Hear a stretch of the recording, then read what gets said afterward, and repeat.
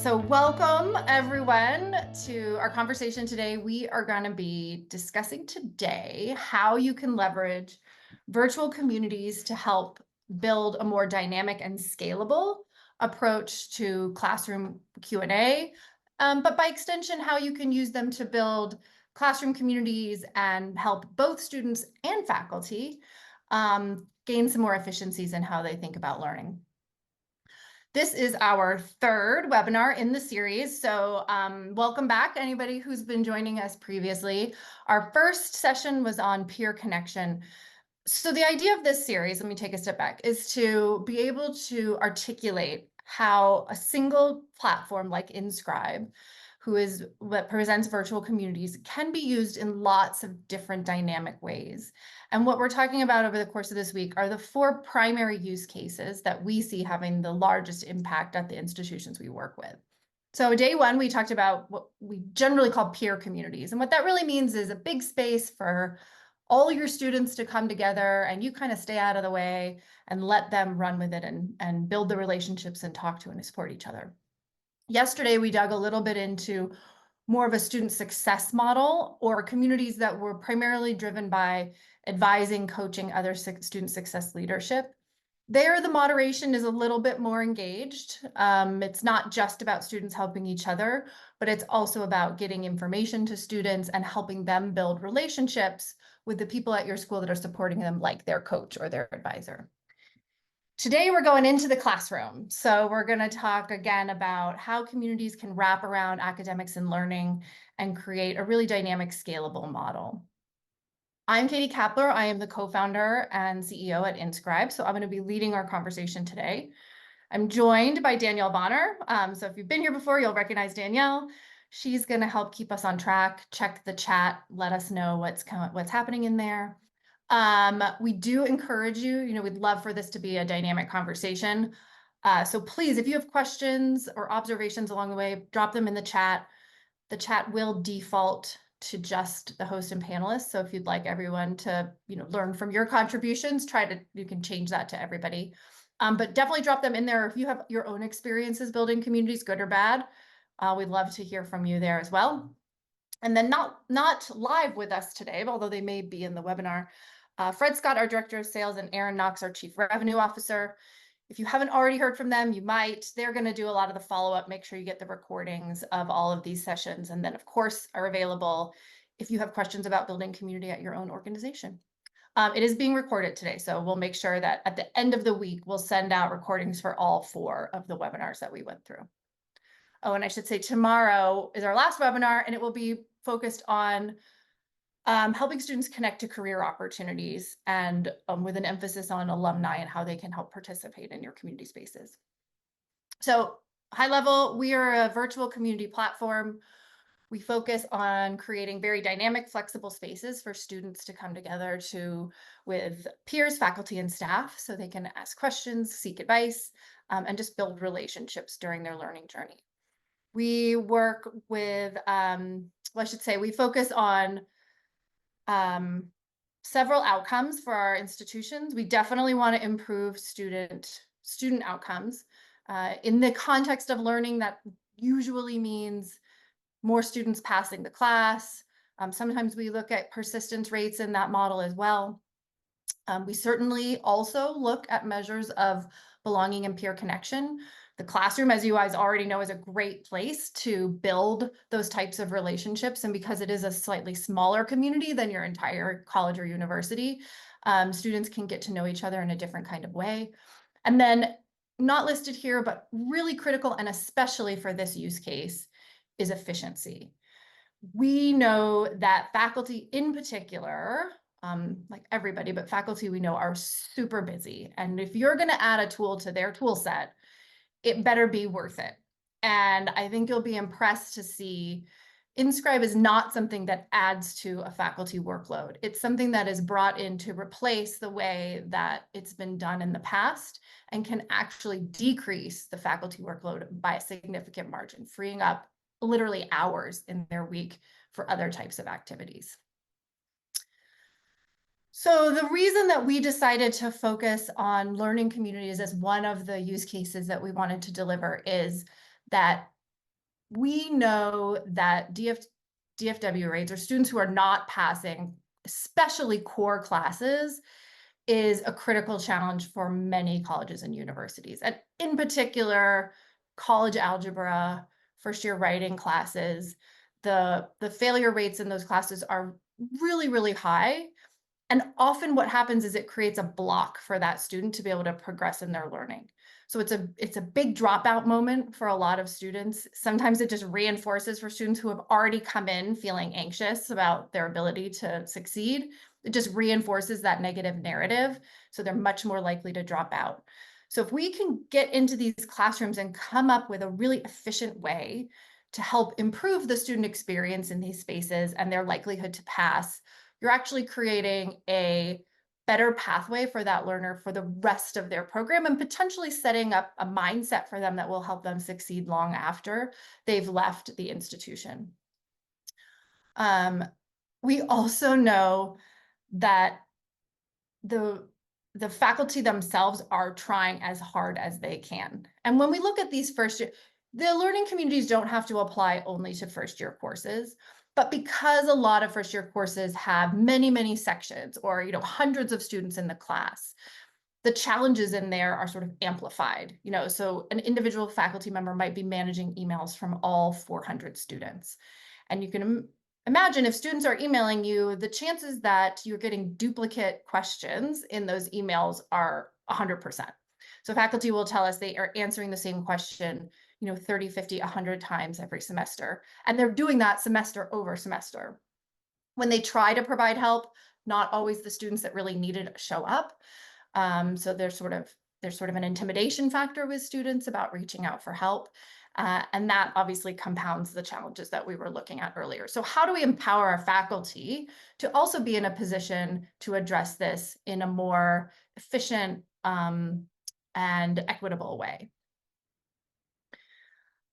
This is just a few quotes from some of the things that we've seen in the communities that we've had.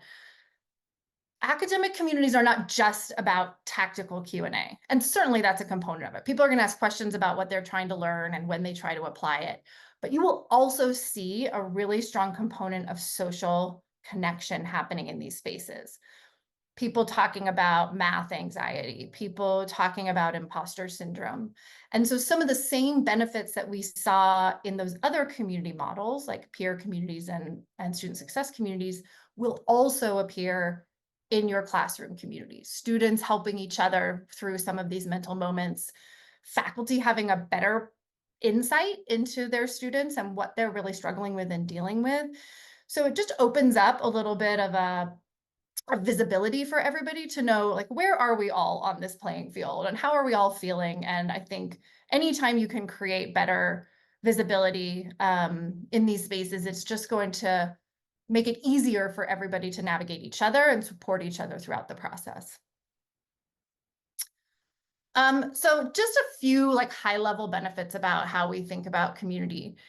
So one thing is the idea of a community as a knowledge repository is really critical in this use case. You are generating answers to common questions that are in a single location, accessible to everybody, and shared potentially across your multiple sections and even term over term. But the fact that that knowledge repository is searchable, and we'll see how that search process is actually integrated into the Q&A process, you are really reinforcing that if something has been answered, please don't ask it again and benefit from the knowledge that other people have generated. It's obviously where a lot of the efficiency comes through. Communities also empower students to help each other. So when a student is only reaching out to their faculty member for help, they never really get the opportunity to support a classmate that might be struggling with something that they understand well. And we all know, because I'm sure we've felt this when we've engaged with people, when you're able to help somebody, not only does it help reinforce your understanding of that topic, it feels good. It feels great to think that person was really struggling. I helped them get unstuck. That's a motivation, an intrinsic motivation that's hard to recreate. And finally, it's, let's tap into these students that maybe are too shy to come forward. Maybe they don't ask a question in the community. Maybe they don't step up and answer someone else's question, but they are learning from all the conversations that came before them. guarantee that when a question's asked, a bunch of other students had that question and were just nervous to raise their hand. So you've now kind of democratized access to this information in a way that's really low stress and easy to do versus showing up for office hours or sending that email. Danielle, let me pause. Any questions, comments that you would like me to touch on? We don't have any questions in the chat at the moment. We have some friends joining from Arizona and Utah. It's nice and warm. Feels like it's pretty warm here in Denver today too. I guess the only thing that I would add, Katie, is, and you might be touching this later, is that especially in the online space, you don't get the opportunity to make eye contact with each other and say like, oh, this person's also struggling with the same thing I am. I'm not alone. And so maybe you might talk about that and as we get into the other partnership stories. But that's always something that I think that is really important to think about is when you're in the online space, as you mentioned, you're alone. You don't get the opportunity to lock eyes and say, wow, this algebra sucks. And I don't know if I can get through it without somebody else's help. Yeah, no, that's such a good reminder. I think anybody here who's taken a class in person, there are those moments when class is over and you kind of look around and you can see on the faces of the people around you, the other people that maybe still don't know what the heck is going on in here. And that's like really reassuring, it doesn't necessarily help you understand the content, but it makes you feel like, okay, that was really complicated. And now I can go talk to them or we can go together to the faculty member and we're going to work through this together. But yeah, when you're online, you're alone. So, when you consume content and you don't get it, there is a really easy narrative that starts to play in your head that says, you're the only one that doesn't understand this. You shouldn't have been doing this anyway. This is not the right path for you. And that insidious voice can really drive students to make choices about leaving school that, maybe if they had a slightly different support network, they would not have otherwise have made. So these types of learning communities are really ideal for the online space, but I would argue that even for in-person students, having a space like this that's kind of available 24/7 can, especially in those big first-year classes, can be really valuable. And part of that is that those students are also studying in the middle of the night, Sunday at midnight, when faculty members are not available. And so if you're trying to get through your work or you're trying to understand something, knowing that there is a community that you can rely on and a centralized space for all the answers can also be nice for those students as well. We do have a quick question, and you might cover this during the demo as well. Yeah. Do new or incoming students have access to all of the previous resources in the community, or do those communities dissolve with each class? Well, I'm glad you asked that because I probably would forget to say it later, but it is a really important point. It's up to you. So if you want to roll your community over term, bring forward all of the great knowledge and assets, you can absolutely do that. If you would prefer to wipe the community out, at least remove the conversations, maybe keep the resources and restart every term, you can do that as well. I think the idea of rolling knowledge over, especially for stuff that you're going to get asked, is really beneficial, and students being able to learn from previous students. But I also am sensitive, like it kind of depends on the class and the types of questions that are getting asked and answered. If you roll your community over term, there are really simple ways to go through and archive or remove content that maybe wouldn't be relevant, to the next set of learners coming in. So you can kind of keep it fresh for them. Awesome. Thank you. Awesome. So I won't spend a lot of time in this because we're going to jump into the demo where it'll be a little bit more obvious. But, a community, virtual space, always on, always available, allows, in this case, both students and faculty, and then potentially if you have TAs as part of your teaching model. Some schools even bring the tutors into these spaces. But it's really like a way to bring experts and students who are learning into a shared space to have a many-to-many dialogue. It's also, we say this every day, and I will reinforce it again today. You want to make sure it's a safe space. So it's, a place where you can ask any question that you feel is important. It's a place where you feel confident that you will get an answer. It's not going to take 4 or 5 days for that answer to come, and a place that you can trust that the knowledge that you're learning and the answers that you're getting, are valuable. And I do think that sometimes people will say, well, why would a student ask a question in their learning community and not just Google it? the truth is students really do want to know that their faculty member is sort of validating the answers that they're getting when it comes to the work that they're doing. Of course, they're still going to Google stuff, but there's something about the interaction between the students and the students in their class and the faculty member that creates a different level of authenticity and confidence in the answers that they're getting. So you'll see that they will often go to the digital community when they need help. Integration is absolutely critical in this use case. I'm generally speaking, this would be an LMS integration. So you'll be integrated into the courseware, into the LMS. You can see some examples of, we sort of integrate with all the major LMSs. We also have the ability to integrate with courseware. So if you are using, for example, one of the digital products listed here, we can put links to your Inscribe communities directly into those courses. So when the student's actually going through their content, they have integrated access to the community right there. That's obviously nice to be right in the path of the student's learning. Those communities are still unique and private to you and your institution, but it's just a really nice value add for students. So keep it in mind if you're using any of those products, or if there's another product you're using that you would like to see integrated, definitely let us know. And then we, of course, have the mobile app, keeping community in your pocket, get your notifications on the phone. Nice way for students and moderators to stay engaged with the community. We're going to go through a few examples of some of our partners who have been using Inscribe in this model. Before I jump into that, anything I should touch on, Danielle? Nope, let's go ahead. All right.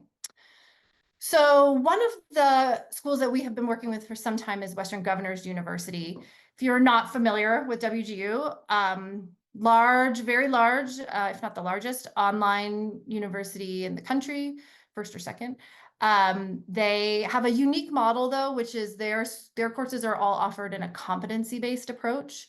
So students are kind of starting at various times during the year. I think they have monthly start dates. They could be at different places in the course as they're learning. So on the one hand, you might think, well, that would make a community awkward because if everybody's learning different things at the same time, how are they going to help each other? But if you flip that on its head, then you start to realize, well, wait, if they're all at different places in the learning, you've got some students who are more expert, and they're great resources for the students who are maybe just starting or trying to master this curriculum. So the opportunity for peer-to-peer support is actually even greater in some of these competency-based programs. We did a lot of our early integration work with their School of IT, so in programming courses and things like that. And it was a way to supplement how their instructors were helping to manage questions and answers with their learners. It was a huge success. Oh, and we also did a courseware integration with them. So if you're familiar with zyBooks, it's a platform used for computer science, primarily computer science education. They also do math and some other things. But this is an example of how we were in the zyBooks platform. This is a little link to Inscribe, and it will launch you directly into a view where you can see questions that other students have asked and have been answered around this topic area. And you can also connect with your instructor. So, oh, we don't have the outcomes. Well, so this was a very successful project. When we looked at the data with WGU, it showed that students who were engaged in their Inscribe community were twice as likely to persist and stay on track with their education than those who were not. And that was equalized when we look at where those students came in from a starting place, in terms of their competency. So it was really the students that came in with the least amount of background knowledge that needed the most work that we're seeing the outsized benefit in terms of persistence and success. Another one of our partners that we've worked with for a really long time is Arizona State University. They're in fact our longest standing client, and they, as you know, are always doing really cool, innovative things around learning.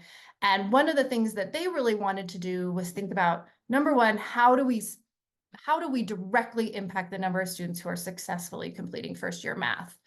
That is such a critical course, and we want to move the needle there. Two, how do we do that in a super scalable way? So what ASU did is they adopted Inscribe for their, let's just start with the college algebra courses.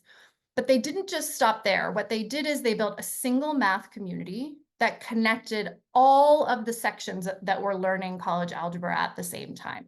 And when we get into the demo, I'll kind of show you how that works. So even though in the LMS, they each had a separate section, once they clicked that link over to Inscribe, all the students and faculty were coming to a shared location. The benefit there, of course, is that you've lessening even more the need to repeat information because now it's shared across all sections. And it also meant for them, because they had a learning assistant model or a TA model, that they could be much more efficient in how they use those TAs. Rather than having to have one for each classroom, they could have just a few that then managed the community, and they could spread those folks out over a larger time frame to support students learning at night. Also wonderful, wonderful outcomes that we saw in this community. We increased the success rates in that college algebra class by 8.5%. So an enormous jump in the number of students successfully completing, and a 10% increase in the people actually receiving the top marks, the A grades. I don't have the number here, but they also saw a big decrease, I think close to 10% in number of students withdrawing, simply by having this community model in place. Here are just some examples of feedback from students. I won't read them out to you, but I'll leave them up while I ask Danielle if she wants me to touch on it. Yeah, I think you've covered everything. I think the main questions I think I would have asked were simply how do students perceive, using Inscribe? And so you've showed that here on the screen. And what challenges were ASU and WGU facing? And you covered all that as well. There you go. So what I love about this is really good examples of how you can improve student outcomes, ease my anxiety, get at things like anxiety and belonging, and do that all in a way that actually makes faculty more efficient in their day. And I think we might even have a stat here. Yeah, in our work with ASU, some instructors that we work with actually measured directly the number of emails that they were getting from students and did a comparison before and after implementing Inscribe. And the number of emails that they were receiving decreased by 80%. And we're not talking like going from 10 to 2, we're talking about going from like 600, down to 20%. So it was a huge impact, and it gave them a ton of time back in their day so that they could spend it with students doing stuff that was really like the high level interventions that were really needed. We also see really great participation rates in these communities. The fact that they're so tightly integrated into the curriculum makes it really easy to access. And so it's not uncommon to see 90+% of students in there active in some manner. And remember, this is not something that students are being prescribed to do. You're not getting graded for this. You're not required to go in there and do anything. So 90%+ of students are voluntarily going into the community to seek information and to help each other, which I think is just a remarkable number. Katie, Right. we talk about integrating Inscribe into the LMS. I know there's a lot of people on the call that are probably thinking discussion boards are already in the LMS. What's the difference? I know you're going to cover that as well, but can you maybe tell us a little bit about the difference before you jump into the demo? Yeah, thank you for bringing that question up because it is something I think that people ask, and I believe faculty, in the absence of a product like Inscribe, have leaned on the discussion forums as a way to try to achieve this goal. The reality is that's not what discussion forums are designed for. And so they don't have the same organizational structure, ease of use, ease of finding things that have happened some time ago, because they're really meant to be contained conversations that take place, at specific points in time. Also, what we hear from students is that they view the discussion board as an assignment, as a required thing that they have to do. And therefore, it doesn't feel natural to go into something like that for a more social conversation or to seek help from other students. It's hard to wrap your head around that as a place that I would go to do that. So I don't know, I'd love to know if there's folks on the call who have used discussion boards and had it been very successful in this model. Normally what we hear is I created this Q&A space and nobody ever used it, or students complain they can't find anything. But on the plus side, the fact that faculty have been doing that over and over again for years tells me that this is a problem that they are trying to solve, that this is a problem that's important to them. And so if we can solve it in a better way that actually works better for them, it's like a win-win for everybody. Thank you. Okay, so we are going to look at the platform. So I'm going to do something a little different today than I did yesterday and the day before, in case you were with us. And I'm actually going to start our demo from the LMS. So that I think is important because if you have a learning community, I can't think of an example when students aren't coming to us from the LMS or from a courseware product. And it's awesome because we always say you want to integrate the community into the natural workflow of students. Where are they already going? And when students have a course that they're going to, it's like a natural place. It's very obvious, and your students are probably in there on a regular basis. And so the community just becomes a natural extension of their learning experience. This is Canvas. I know other people use other LMSs, and we do integrate with D2L, Blackboard, Moodle, edX. But just using this as a primary example, I'll just start by pointing out some of the options for integrate. Well, no, let me start here. So one way you can integrate is just by having the link appear in this left-hand navigation. So kind of standard integration for third parties in the LMS.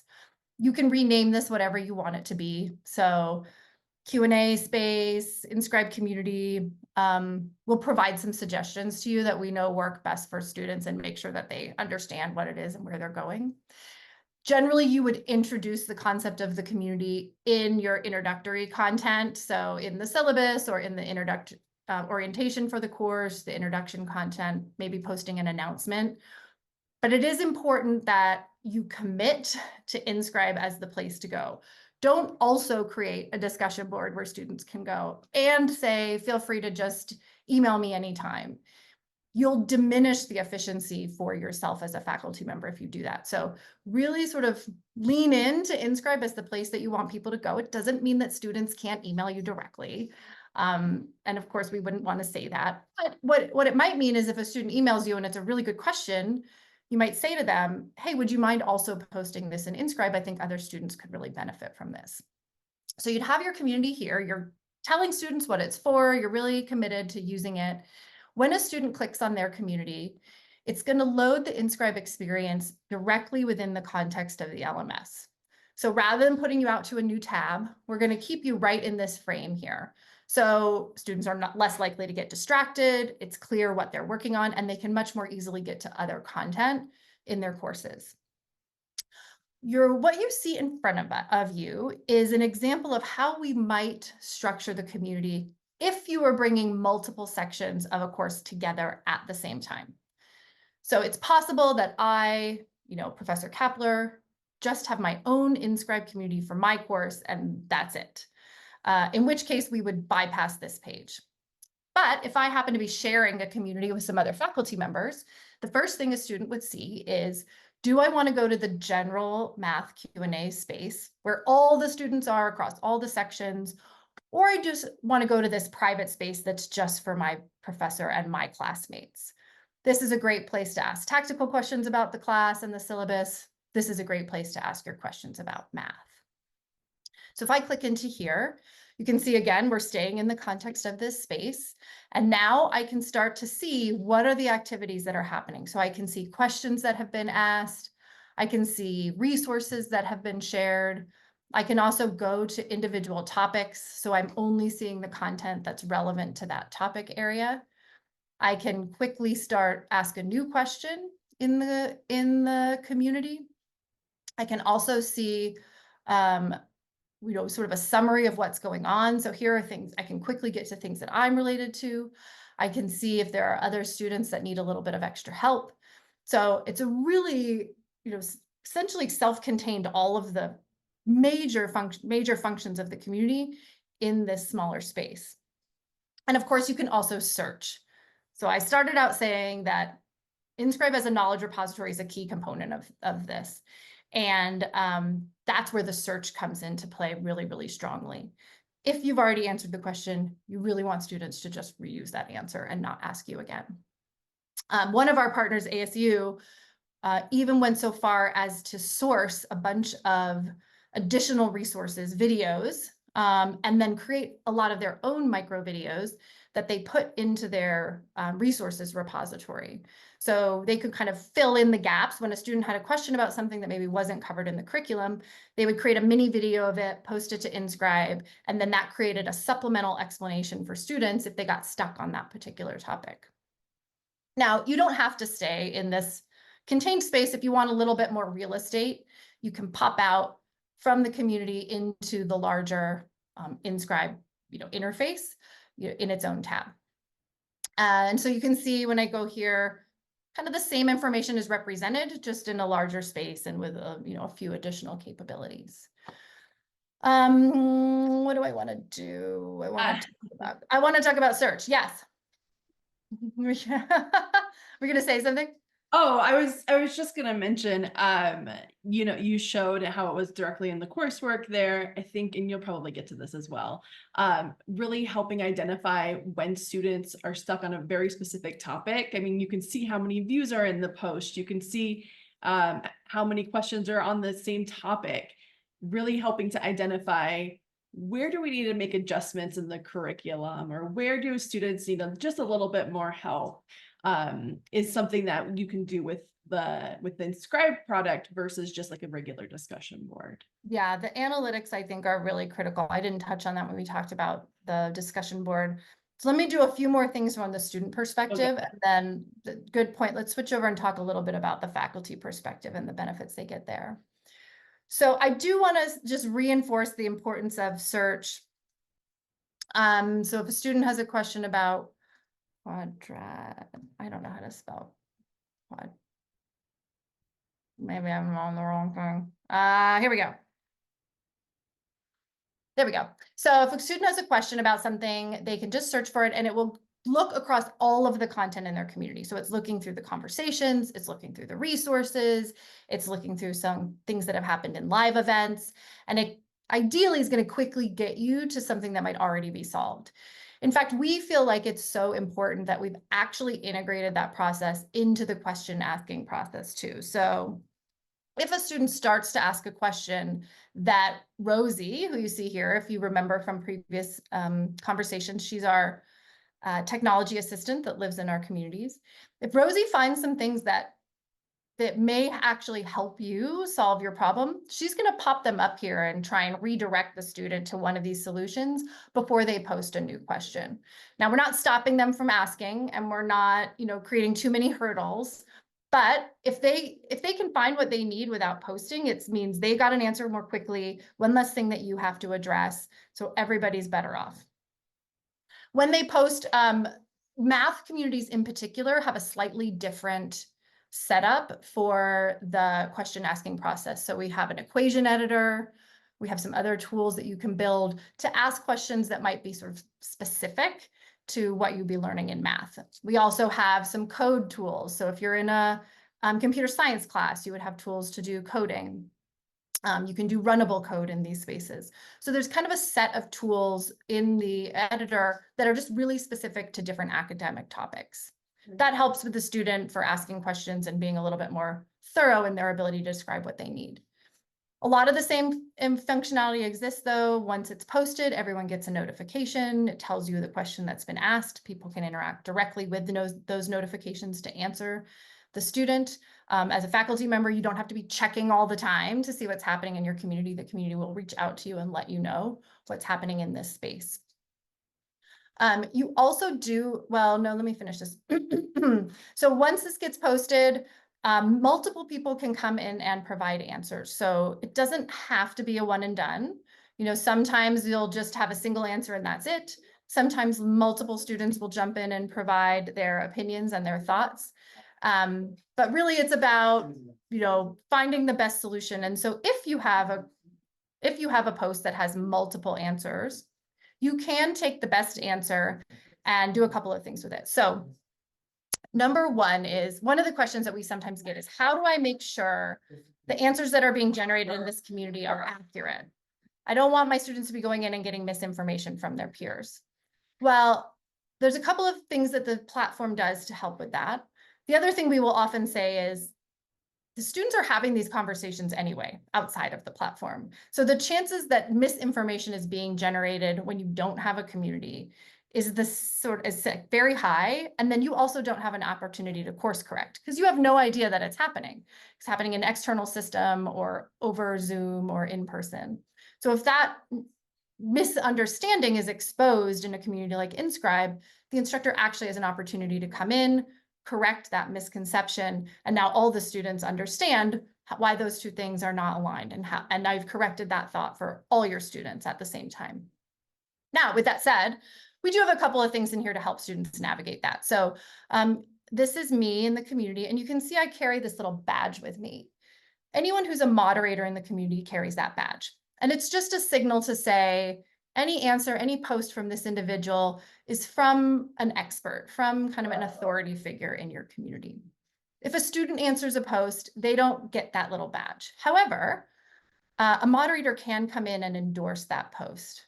So if they gave a great answer, you don't need to answer it again. And you can give them, a thumbs up, some credit for providing such a great answer by giving this endorsement. And now it also carries that little badge with it. So good visual cues for your students to understand what content should I prioritize, what answers should I prioritize as I'm thinking through what's available in my community. Okay, I want to jump back to the LMS for just a second to give you a couple more options on how you can integrate Inscribe into your platform, into your learning experience. So the main link over here is kind of table stakes. We always recommend having that. The other thing that could be really useful is adding links within each week of your curriculum. So you can see here when we see the topics, in academic communities, the topics tend to align with what the students are learning week to week in their classroom. It's not always the case, but that tends to make the most sense for students when they're trying to get back to information that they saw before.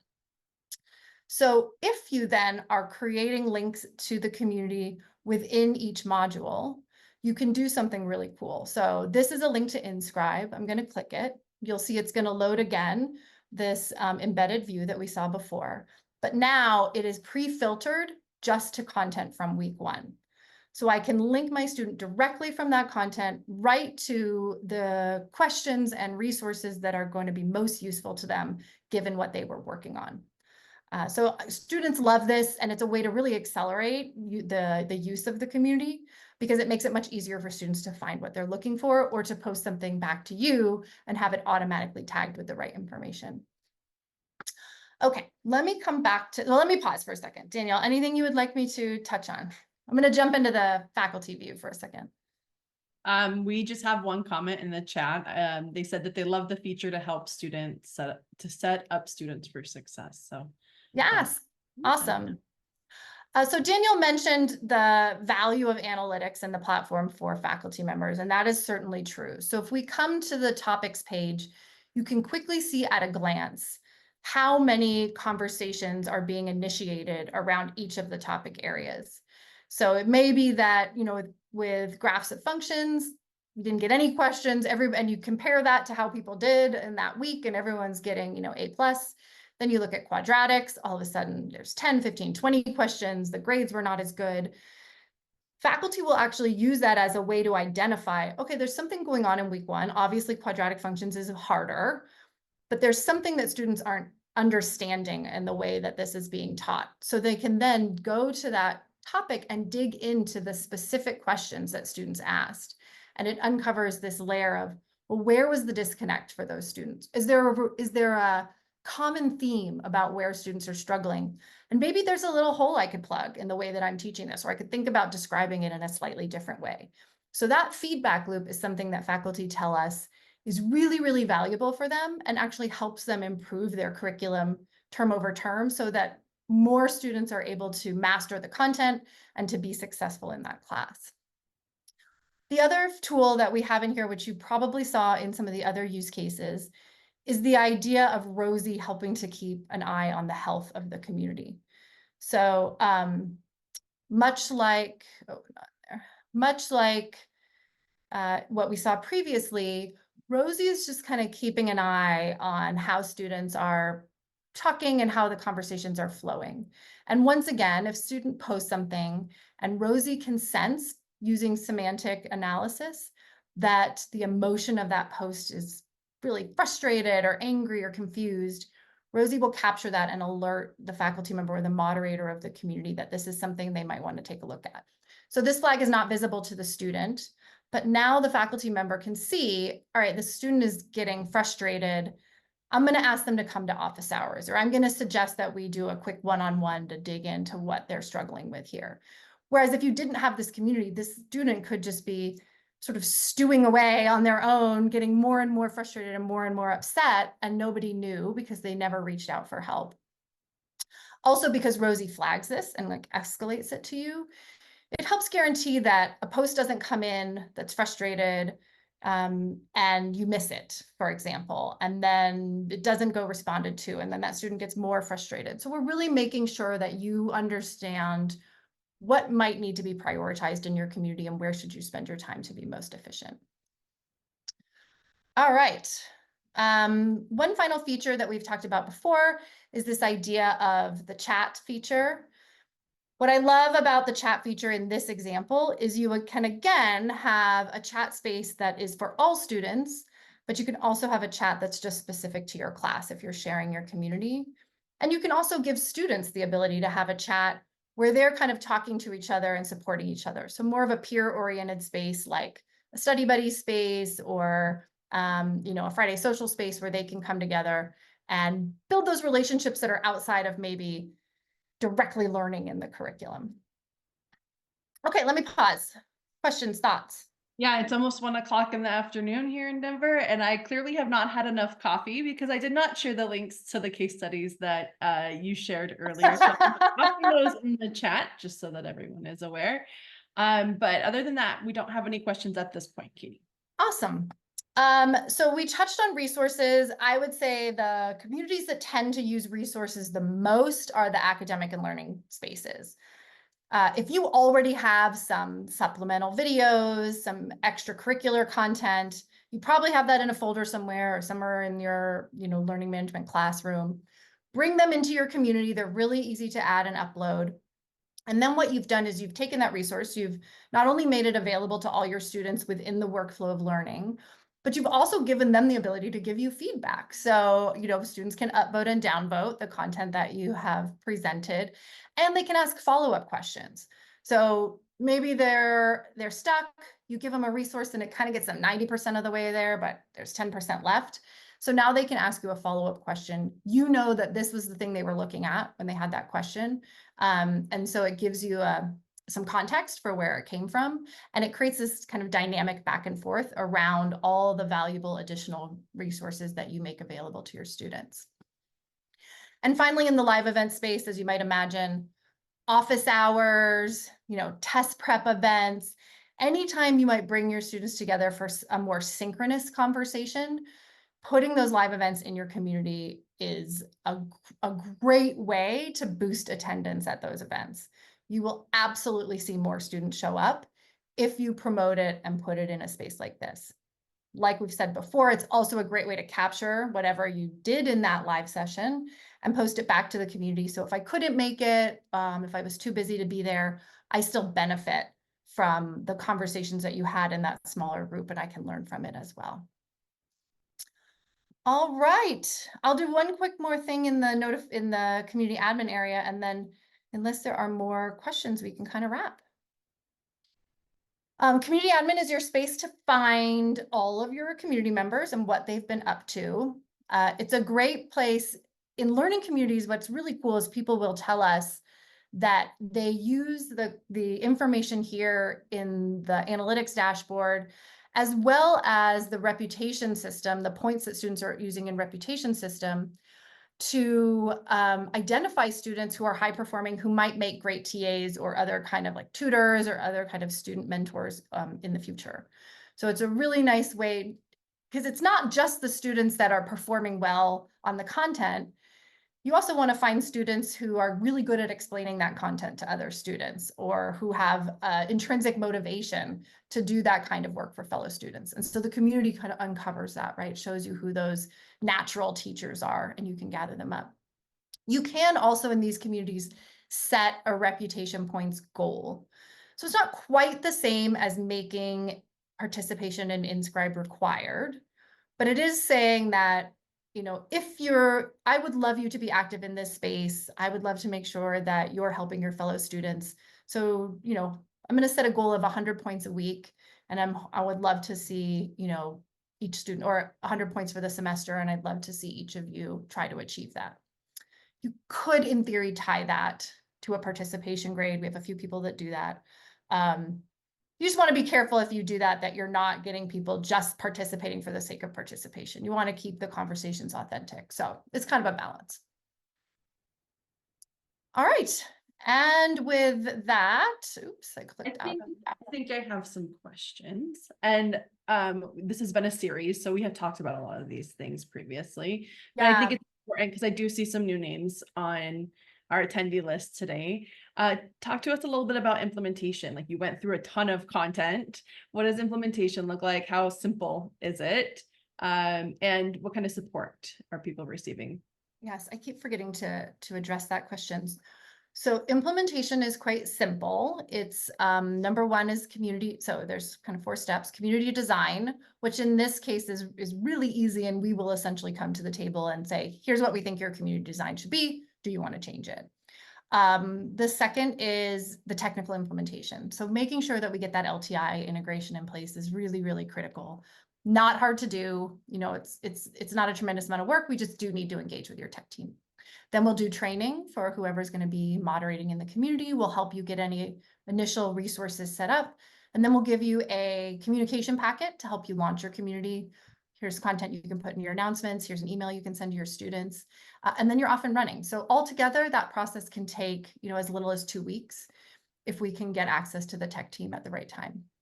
But that's not all. So our team is very committed to a long-term partnership with the institutions we work with. So even once your community is launched, we will meet with you regularly, usually once every week or 2 weeks, to meet up and say, how's it going? Are we seeing the participation we expected to see? Are you getting the benefits out of it that we thought you would?